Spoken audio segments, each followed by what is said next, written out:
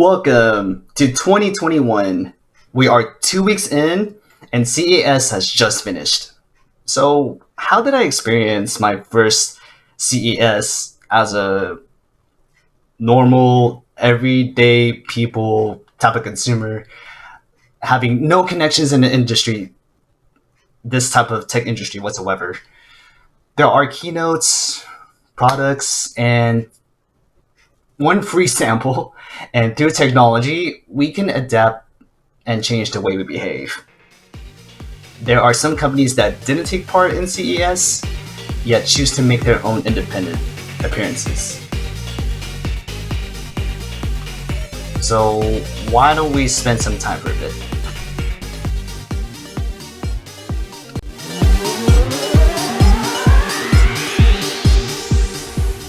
For a first-time virtual trade show, able to view this in the comfort of our own homes wearing our PJs, this is definitely a fairly impressive effort, informing the consumers, reviewers, and all tech media outlets so that they know what goes on. Unofficial, low-key tech junkies like myself can snoop around a few events, listen to keynote speakers, and look at visually good-looking company presentations that fit my schedule. Since I decided to condition my traditional sense of waking up in a hotel, attending a convention nearby, I realized that I can get up and turn on my computer and get ready for a topic that I choose to watch in my sweats. Though I have been curious in tech recently because I upgraded my computer in the past year after a 10-year hiatus, helped out my family improve their daily lives through new gadgets, and setups. I began to wonder how each company is currently progressing through a challenging pandemic. Now, before I begin, this opinionated video may help find an objective or two in the coming events should any industry find valuable feedback. There is a plethora of videos I recorded live. By the time you watch this, every YouTuber out there has their version of CES of this year. YouTube channels like CNET and Engadget, though I'm not associated with either of them by any means, have their own videos. Engadget specifically have the too long didn't watch TLDW versions of a topic that you might see around here somewhere. One topic in this amount of minutes that you may review on your own time. With that said, let me break down each day of what I have seen live. First item is Intel. Now, how are they going to get back into the competition with AMD? With Rocket Lake, Tiger Lake, and Alder Lake processors announced, Alder Lakes, it is going to be interesting to see how some long-term Intel fanboys are going to study these new chip product SKUs that they may have viewed from other consumers and through the YouTube community grapevine. Just because the presentations of their benchmarks are slightly favoring Intel in close to even margins in a 1080 resolution, doesn't mean that their price to performance value will not be entirely different. Showcasing on what they are working on, such as business and cybersecurity, school and work, and a good celebrity appearance, Chance the Rapper, they're all fine and dandy. They are doing their part in helping out the selected communities. Yet, at the same time, each of the presented products, I would hope, should be known, simplified, and easily named. If Intel wanted to compare the competition, the company needs to know what a 12-core R7 processor truly means to the consumer as their priority. The transparency is not enough to convince a stubborn consumer to even compare. If you want to, read the notices and legal disclaimer section. It informs you what products were demonstrated and how they were presented. I do commend Intel for stepping back on the competition, yet its competition against AMD is far from over.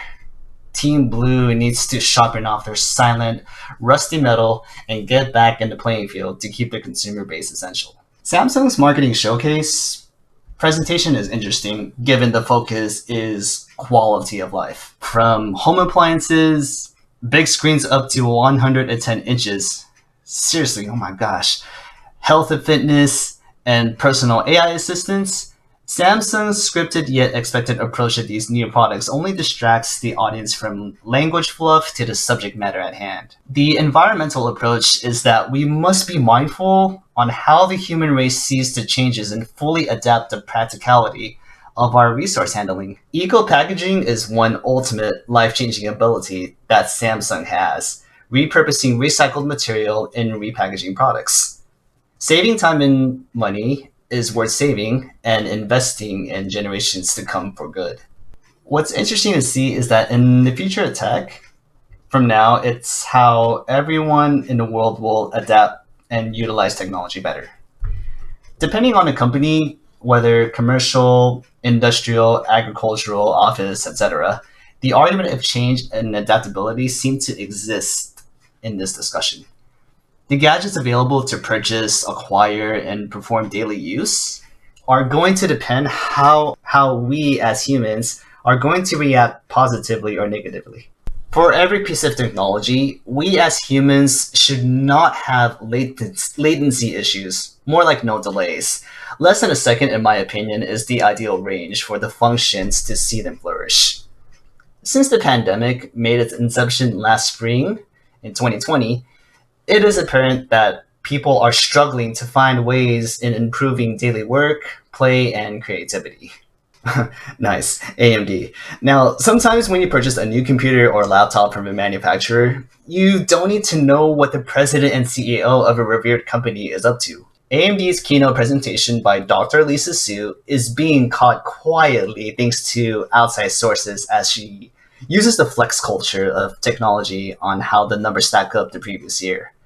Most of the slides only provide real-life current numbers and stats about how the pandemic has impacted the quality of various livelihoods. Aside from the obvious expectation of many consumers waiting for more GPUs to be in stock, it had missed the point to address the issues of these logistics. By the time you have viewed this video, you have figured out why AMD is not the only company impacted by getting GPU stock available to real consumers like you and me. Even though she or may not be fully aware of the supply logistics issues, the final flex Lisa wanted to provide is how the AMD Epic processor can help scientists predict the unpredictable incoming storms. Here's an interesting piece.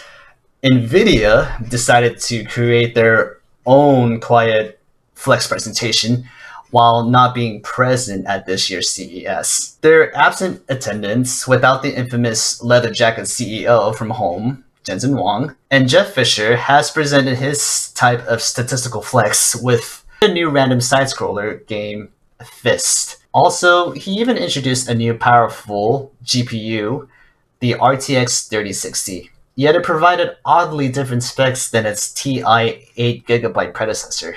Though the 12GB VRAM may give determined previous Pascal and Turing owners a valid reason to upgrade to a fresh new mid-range beast, they are most likely going to have to wait.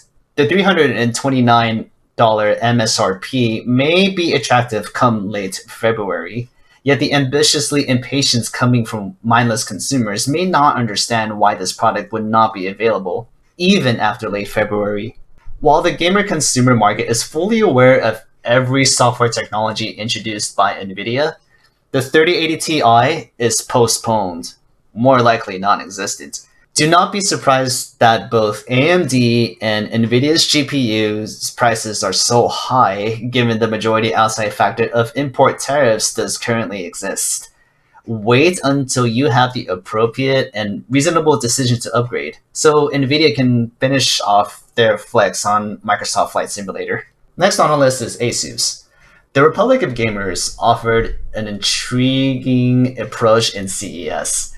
This launch event is unique as they have announced a free game on Steam called ROG Citadel 15 for all gamers to download to take a look on the creative and interactive side.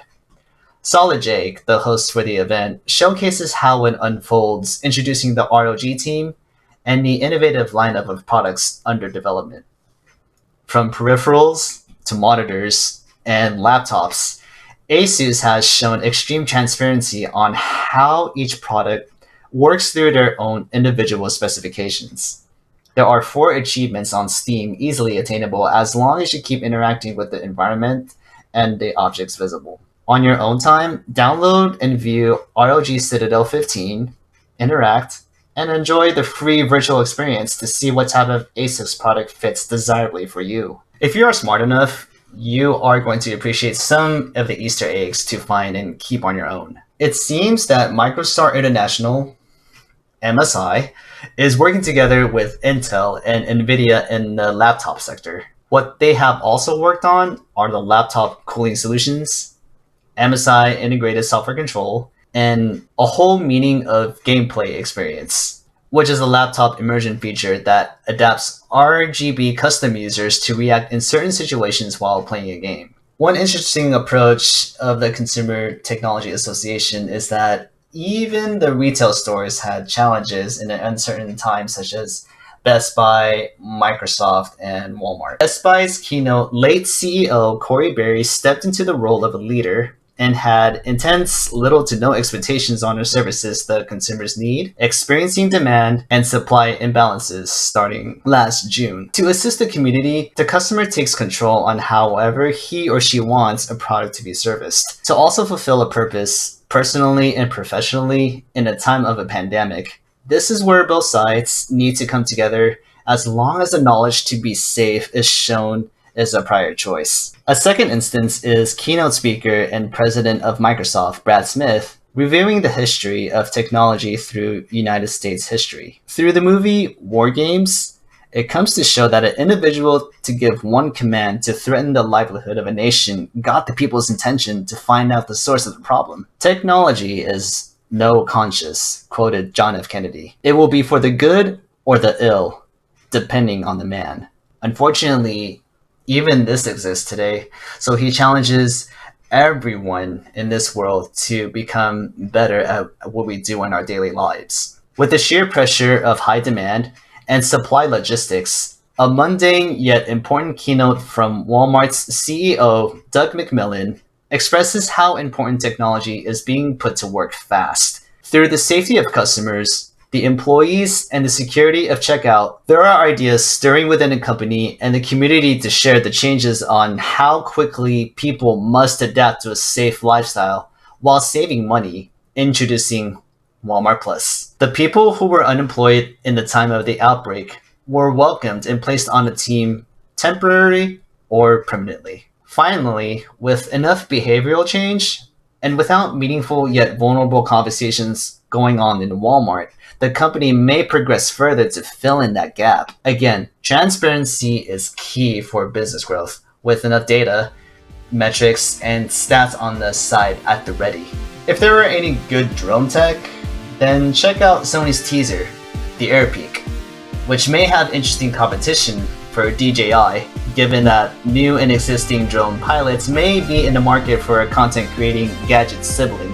In addition, the Sony Airpeak has a cargo delivery feature, which may have new transportation rules and delivery services should the FAA consider. For the drone pilots that work in security, they might consider the Autel Dragonfish. Built like a mini plane, easily assembled, this behemoth has payload carrying options, having the drone pilot decide how to fly as a mission vehicle. The showcase of this type of drone tech now gives drone owners and pilots strong leverage of peace of mind and sense of security to be able to work together. With a thrilling lineup of new technology, now what do we do? What is my opinion of all this? What did I take away from this whole week? Do you sense a theme going on by now? We must have the courage to learn, be able to adapt, and the audacity to change our behavior. We have to be ready for the upcoming end of the tunnel as we train ourselves and think outside the box, just like Dua Lipa said. Some habits of the old normal can be carried over to a refined normal when the pandemic is completely vanished. The history of technology is always evident that CES is fully aware of what has happened recently. The way we use these innovations is going to help us shape the differences between right and wrong. We know by now. It is time to take that step forward with what we have already, upgrade livelihood, show courageous change from within, adapt to the transparency we know, and embrace the infinite power to seize any level of toxicity us humans listen to, and then judge correctly to witness the unfortunate, making an imminent yet relevant choice. But if I want to be fair, 8 out of 10. If I were to be the harsher grader, 6.9 out of 10. Anyway, I want to thank you for watching and taking the time to listen. So, should you find this video helpful, leave me some feedback via Facebook, Instagram, and Twitter, and hopefully I can make more videos like this. And I'll see you all next time.